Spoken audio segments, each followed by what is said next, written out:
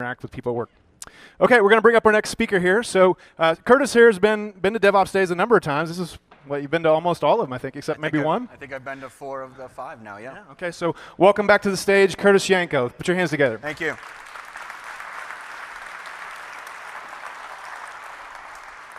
So before I start, I felt it was going to be important to warn you that this is not a feel-good DevOps story, right? This is actually going to be a horror story, and I really feel bad that coming on the heels of Kaylee's talk, that the emotional tone this morning is not going to be the kumbaya DevOps thing, right? So I apologize for that in advance. But just real quick, how many people here contribute to open source? All right, this talk is for you. If you didn't raise your hands, it's also for you because you consume open source. But we're really going to focus on the supply side of this a little bit and dig into it. So this is our typical company marketing thing. I'm not here to pitch the company so much, but a wise speaker once told me it's sort of important to establish your credibility as to why it is you should listen to me say whatever it is I have to say. And in this case, while I have a long career in ALM and DevOps and I've been a practitioner, I've been with this company for the last just over 4 years now.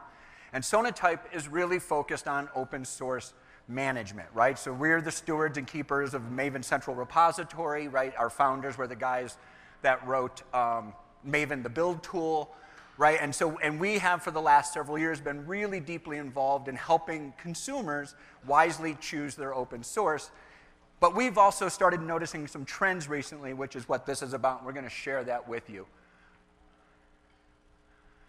So just in case, if anyone thought Java was dying, these are the download trends from Maven Central.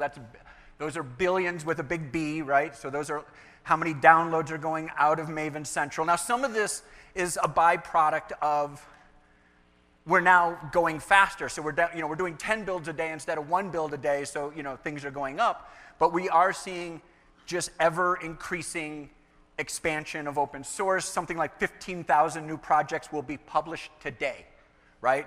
And a running joke I like to have is that since I started this talk, a new NPM framework has been published. Oh, went one too many, sorry. Not to just be Java-centric, this is module counts. I did this yesterday. This is the all-time download. The giant hockey stick is, of course, NPM. Don't get me started on NPM after the talk, maybe. Maven Central is the blue line. Everybody's going up. It doesn't have to be Java. Open source consumption is exploding because we're doing DevOps. Everything is software, right? Everybody's using this stuff, and we're just using more and more of it and going faster and faster. Now, this is the part where we like to point out we are not the first industry to have a supply chain challenge. This has been around for a very long time. It's a very well understood problem. And I don't know if folks recognize that Chevy. Anyone recognize which Chevy that is? It's the Chevy Cobalt. Everyone remember what happened with the Chevy Cobalt? So it had a bad ignition switch, and it would just cut out while you were driving on the highway, right? And so this led to people dying. But this was a classic supply chain problem because the engineers at Chevy caught this, and they fixed it. But you know what they didn't do? They didn't re-rev the release number.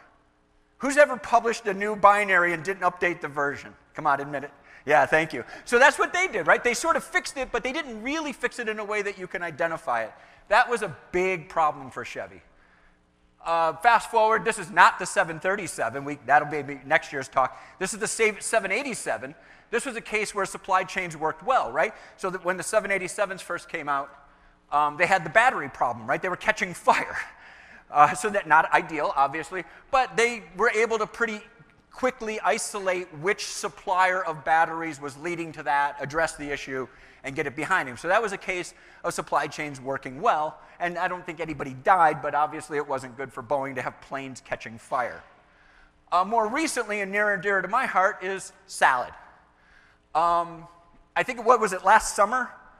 We had to purge all of the US of all of the romaine lettuce.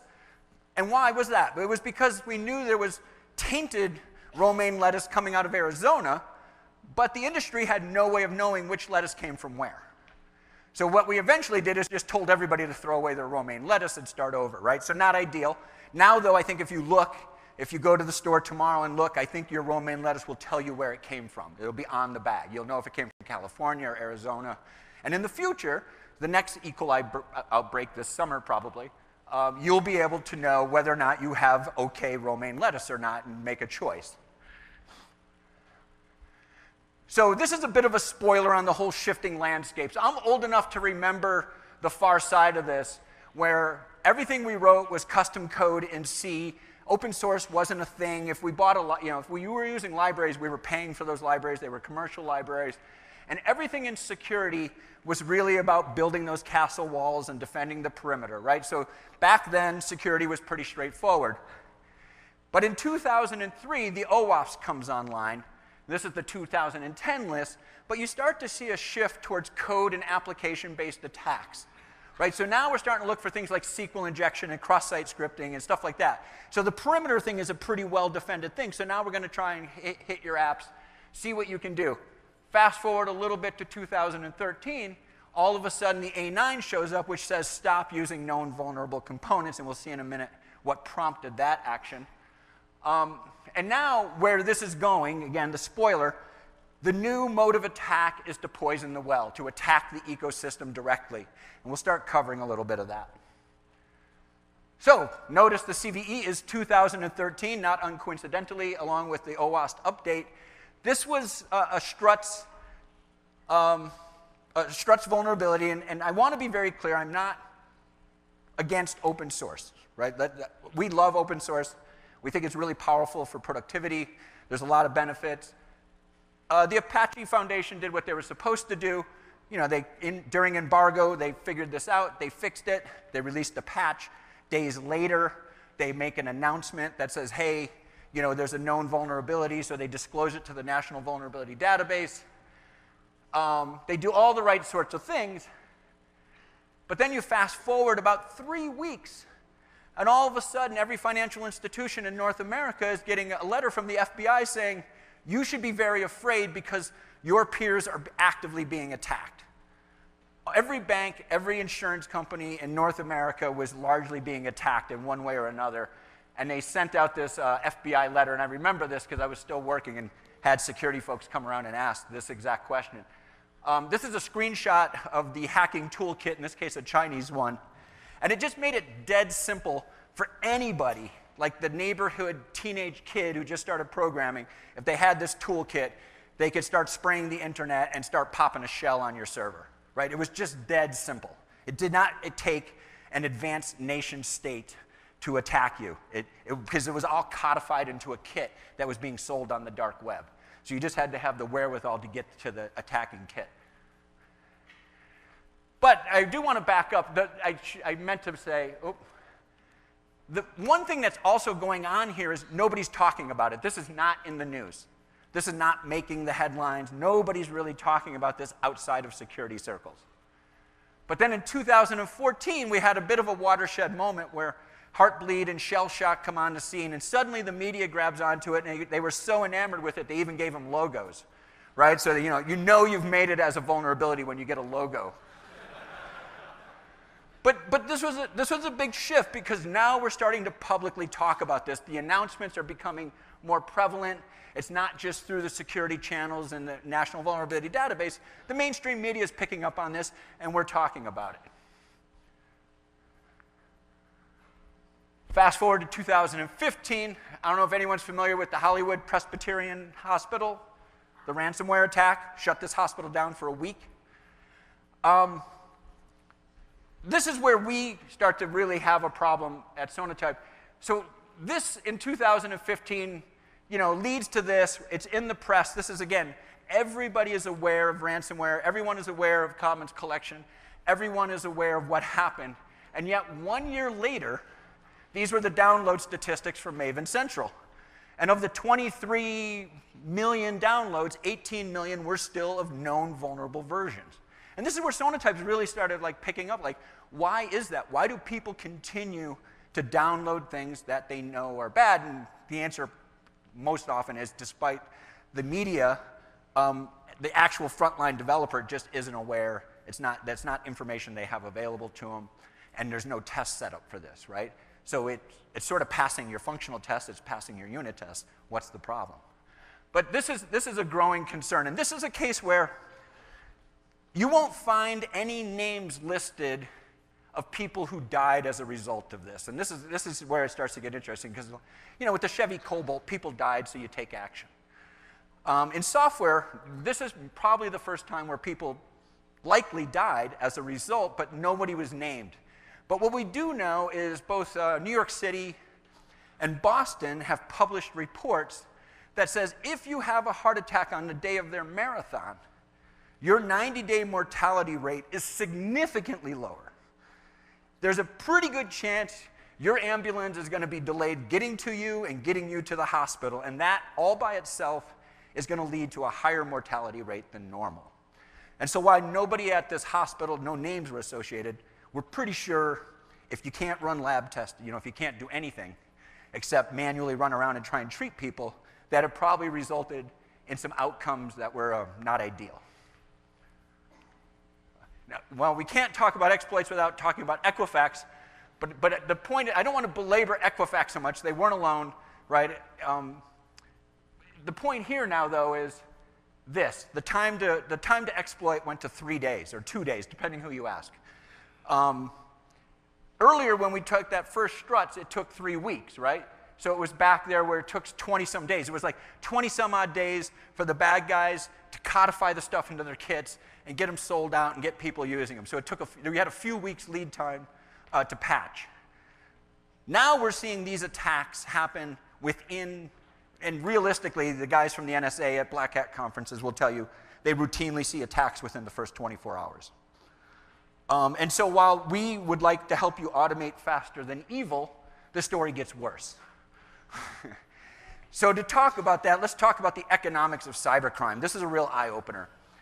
The economics of cybercrime is staggeringly more than drugs, right? There is more money to be made in cybercrime than in the global drug trade. And when you think about how much time and energy and money we as a society and as a, just around the globe invest in the war on drugs, how much we really take this as a problem. We now see cybercrime as being every bit as big. This is a 2016 number. I just updated this the other day. I wanted to make sure it was holding true because, it's a little sketchy to me that right when you're crossing the line, you're projecting the hockey stick, right? So I'm a little skeptical. But so I did pull this up, and in 2018, it hit 1.5 trillion. I don't know if this thing, but it came in a little higher than what they projected, right? So it's a growth industry, whereas drugs are not. And part of that is because there's sort of a fixed amount of demand for drugs, right? There's only a certain population, and then, the new people coming on are probably about the same rate as people dying off from it, right? So it's a relatively flat industry, whereas cybercrime seems to have virtually unlimited potential. So if you're thinking about a future career, you might, no, all you open source guys, yeah.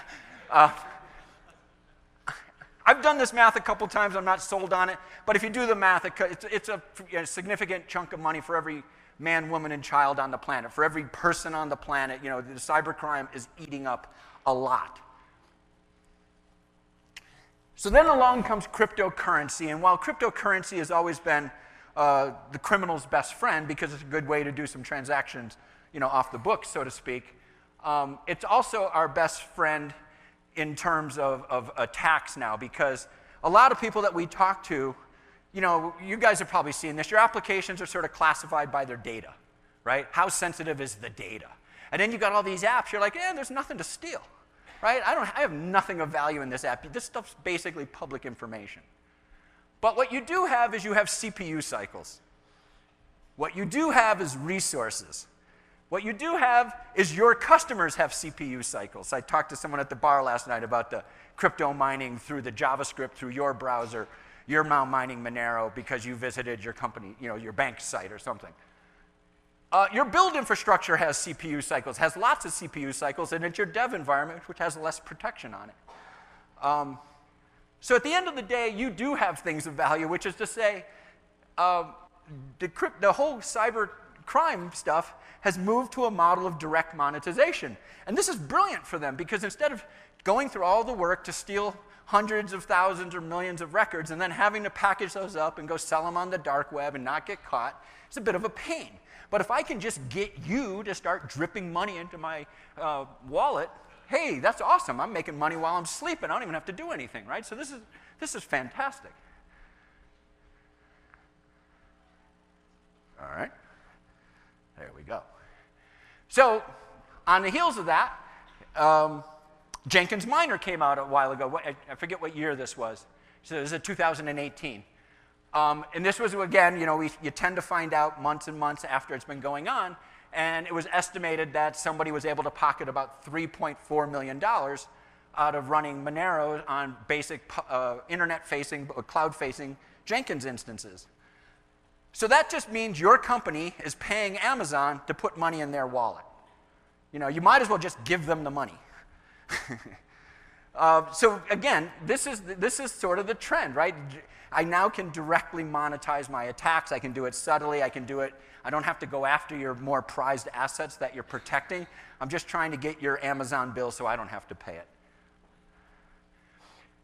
So this one gets to be a bit fun. This was an issue with AngularJS and some security researchers.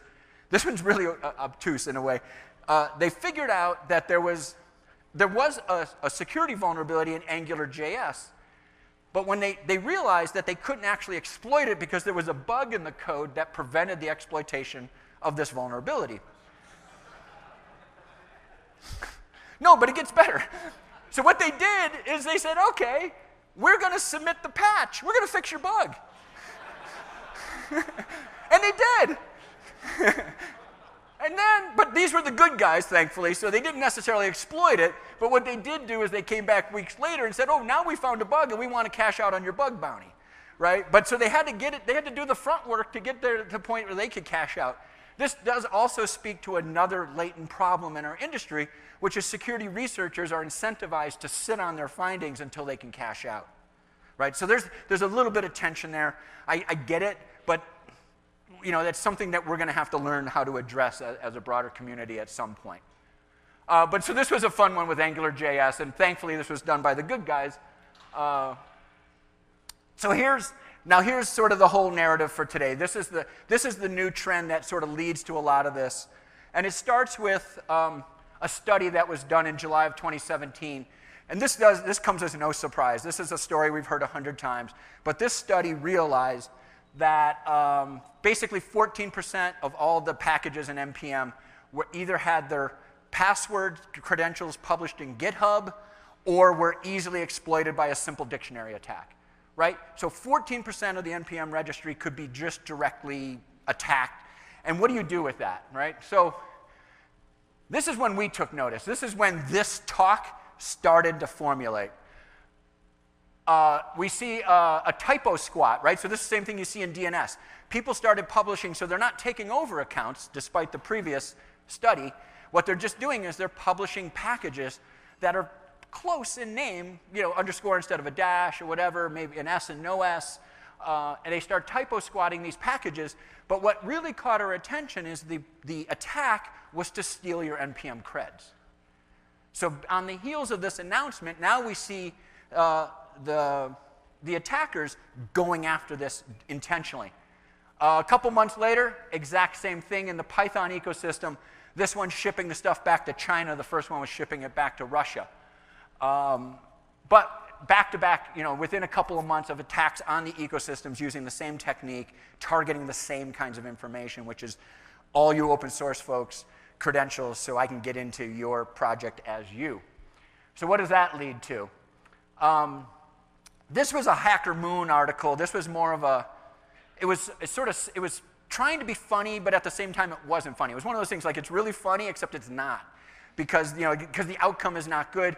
But they wrote this whole article about how they would attack the ecosystem and harvest your customers' credit card numbers, right? So that was just sort of fun. But then we see in the Golang ecosystem, bind data, the guy that owned that just decided he was done, right? He didn't, and a lot of you guys in open source maybe appreciate this. You get to the point where you don't really want to support it anymore. You don't need it for your job. It's not a project you're actively interested in anymore. So what he did is he just shut down his whole repo and walked away. So it turns out what happened is right behind him, someone came in and reclaimed his GitHub ID and republished the package. Now, it turns out that this was somebody trying to go home on a Friday night, and his build broke because this guy's GitHub repo went away, so he took a fork that he had and recreated it to get his build to work.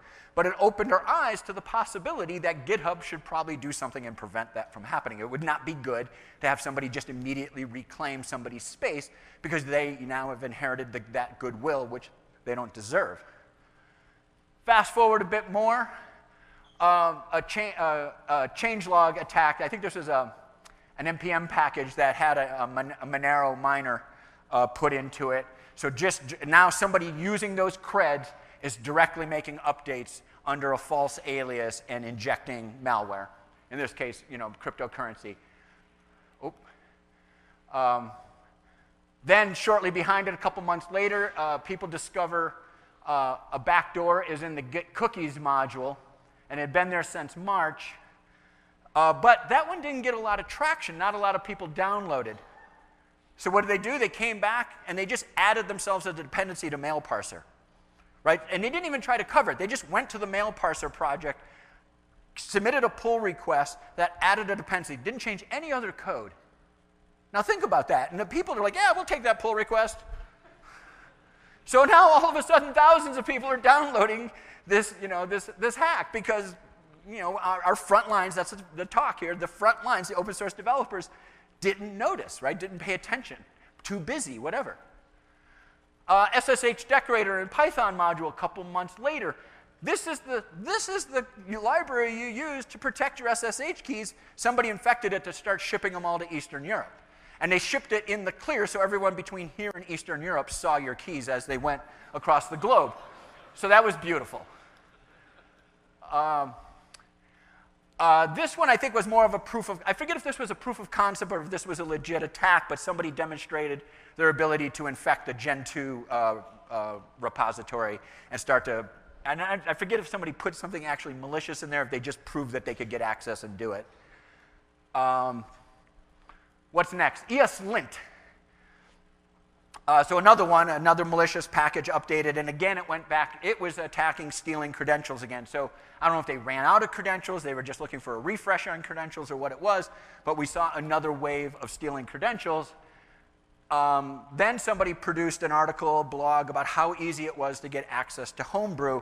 And I don't mean how easy, like what a great smooth process it was and all the wonderful people I dealt with. I mean, like, there was very little verification or vetting of who they were, what they did, and they were able to get a package published in Homebrew and start adding it as dependencies with little or no questioning. And in this, our talk could end right here on this one. This is sort of the encompassing all of the aspects of the things we've been talking about for the last 20-some minutes. Anyone familiar with the event stream attack on Copay? Anyone familiar with that one? Yeah, I see a couple hands. This one's really interesting because it was we got to the point where when we figured out it happened, we had to backtrack. So I can give you the benefit of telling you the story forward, but we had to figure it out backwards. Somebody identified Copay as a target. They're a crypto wallet website. I forget if it's a particular one. They knew through their browsers and stuff that they were using EventStream. They also knew, they knew lots of things they were using, but we think they chose EventStream because EventStream was basically a kind of a forgotten project, right? It wasn't being updated. There was one contributor. Nothing was happening. So somebody shows up one day and says, hey, I'll do some, I want to make some updates to EventStream. Do you mind? And he did some legitimate work, right? He did what you're supposed to do in open source, show up, do some good work, right? So he showed up, 2 or 3 patches, a couple little updates. And then he says, hey, if you're not really interested, I'll take this project over. Sure, it's your project. As soon as he gets the project, one more update that puts in a code patch, a binary patch, and publishes it, and about a couple of days later, unpublishes it. And what we learned was, what we think, after the fact, when you can look at this, we believe they were able to observe that Copay had, because NPM likes to always give you the latest, the minute they saw Copay had it, they started to cover their tracks on the back end and hid it. But Now a patch, it turns out the patch was binary code to Copay's custom code. And so they just patched it and started stealing everybody's wallet passwords. Not a good thing, right? But it's also, like, this is social engineering, the long con, the playing, social engineering your way into that project, then introducing into a dependency. But this one was just really interesting because it was somebody targeted Copay and spent months to get there, right? And took the long con to get there. So this is sort of come full circle. And again, like I said, this is not a feel-good story. We could end our story there, but unfortunately these things keep happening. I feel like we give this talk every few months, and there's always one new thing to talk about. The most recent one is in the Ruby, a backdoor in Ruby, one of the gems that allows for a remote code execution, and it was specifically linked, and it was a direct dependency of about 1.6 thousand different projects. So, but Ruby, I think this is the one, Ruby doesn't necessarily make you move forward. So they went back and deleted some of the last good versions and then got everybody to sort of jump forward. So that was kind of, so they initially didn't get the traction they wanted, so they kind of nudged it along. But so that's the end of that, and I'll just leave it at this. So we talked earlier about automate faster than evil. EQUIFAX 2 days, right? This is getting to be a challenge. But now here we are where there's this negative time to attack, right? People are poisoning the upstream well in the hopes that it's going to make its way out into the world, and then they're going to just start having money show up in their wallets, or they're going to steal credentials. What is interesting is we're not talking about data. None of these, we're targeting personal information, credit card, financial data. Like, that seems passé now, right? I'm much more interested in these other things so I can do much more targeted and focused attacks and have it directly lead to me cashing out. Wait, did I say me? So, why do we give this talk? I mean, like I said, this is not a feel-good talk, but for those of you that raised your hand, you're on the front lines. We want you to be aware. We want you to start to be a little bit more critical of the people that show up, that contribute. We want everyone to be aware that a lot of these open source projects are just one and two person teams, right? These are not, the Apache Foundation or Spring, where there's a professional set of people behind it.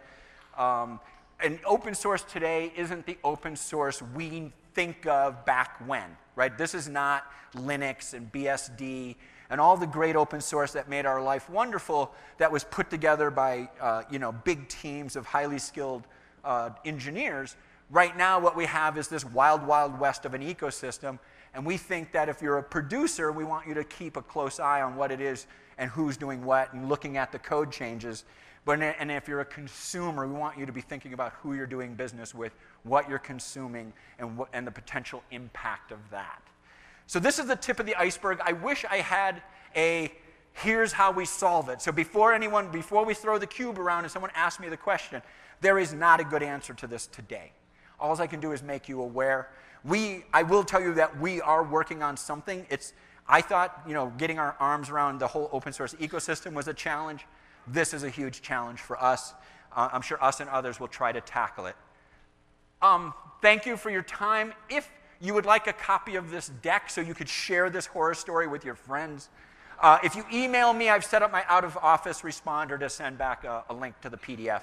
So if you're so inclined to want it, instead of taking pictures and stuff, you can just grab the deck. Thank you very much.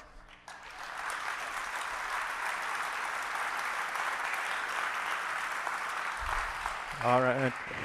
Nice job. Okay, who has questions for Curtis that he can't answer? Yeah.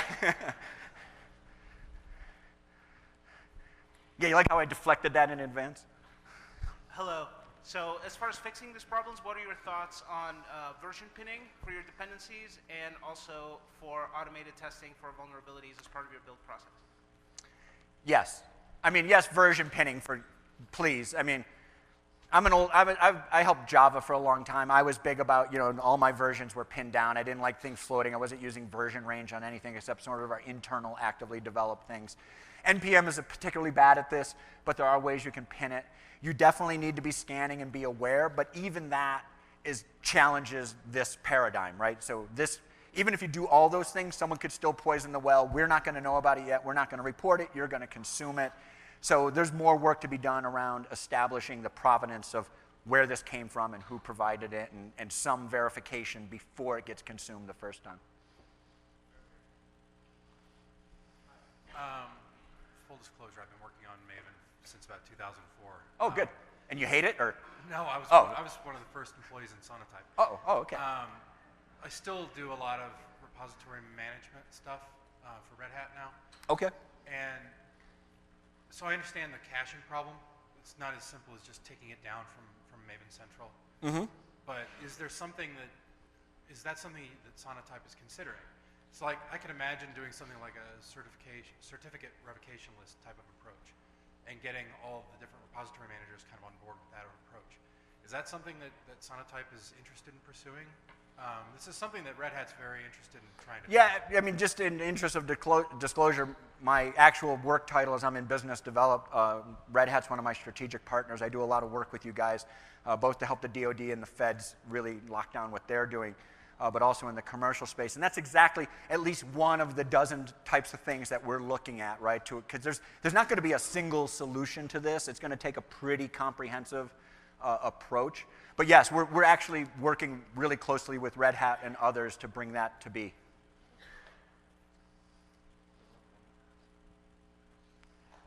Let's do one more question. From the back. Thank you very much. You've really brought me down, Curtis. Good.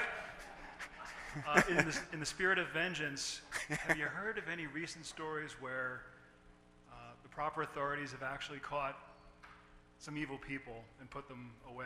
Not the Russia or the China folks, but do we catch the people who do this poisoning of the well?